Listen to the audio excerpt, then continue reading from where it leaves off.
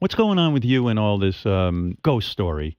In the sense that this is a very heavy thing for me because as I get up in years, I'm hoping there's some sort of afterlife. I don't think there is, but you give I'm me not hope. sure. You give me hope, Sammy. There's something going on, Howard. I don't know what it is, but I've been touched in weird ways sometimes in dreams and while I'm awake, and you're thinking it's a dream, and things happen. My father visited me. My manager, when he died, visited me the night they died. Yeah, but wait a second. It's deeper than that, Sammy. What you're saying is, if I have it right, your father, hard drinking man, tough guy.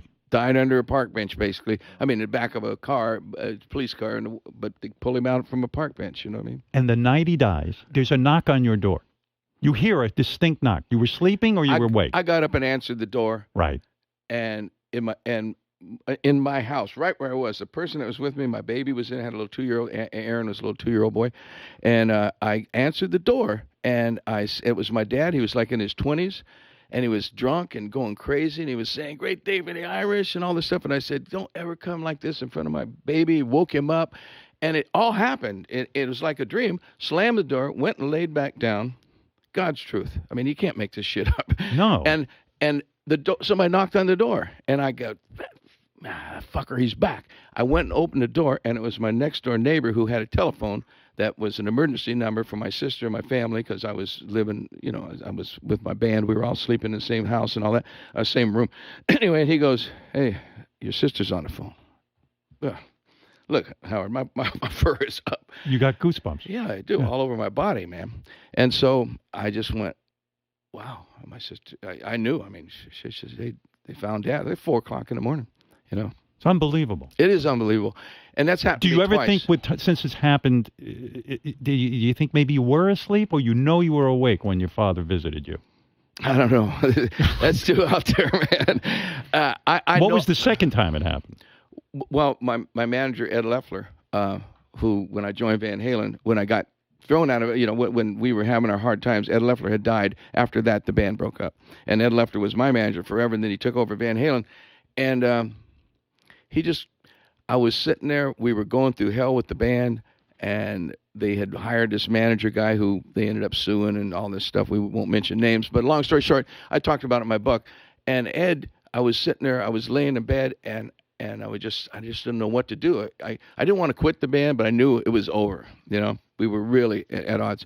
And Ed comes to me, kneels down next to me in my bed. I'm going, fuck, I'm smelling him. He's a cigarette smoker, he had a certain smell about him, And I'm going, damn, Ed, what am I going to do? He says, don't worry about it. It's going to be okay, man. He says, he just came and flat said that and just straightened me right out. I said, fuck it. The next thing I know, I was thrown out of the band, and life was good for me. You know what I mean? Like, so do you believe in the afterlife? Yeah. I believe in dimensions. Yeah, I think there's a lot going on right in this room. Why is everything happening to you and not me? I don't understand. I lay in bed, nothing happened. Nobody visits. You nothing. can have this shit. Does it scare you when it happens? He'd like you to have it. It's scary. It's scary. It's scary. Were you visited by aliens as well? Yeah, and I had a UFO experience, and that was in 67, 68. And you weren't high or anything? No, I didn't do drugs. I didn't even drink back then. And who visited? They just randomly picked me, and I woke up while they were doing it. I'm going, what the fuck's going on? My room was white. I mean, it was like I couldn't see anything. It was a complete whiteout. I lay there, couldn't move. All of a sudden, they said in another language, just telepathy, this is done. He's waking up or whatever. And they yelled a numerical code that was obviously, like your passcode to get into your shit, Yeah. And boom, it was almost like a wire in the air. And I woke up and it was black, and I was shaking and I couldn't move. And when you when you tell that story, guys like Jason look at you like you're crazy. He's back there making hand signals like cuckoo. He's jealous. He's jealous. Aren't you jealous? I've never heard that story yet. Well, he's been visited. Why him? I just kept thinking, like, did they do sexual things? Did they put a catheter up your penis? No. There wasn't physical. It was from a distance. They programmed into me. They wireless. Do you think they programmed that you would one day be the lead singer of a band? No. I think it that opened my mind. It was like a big acid trip, brother.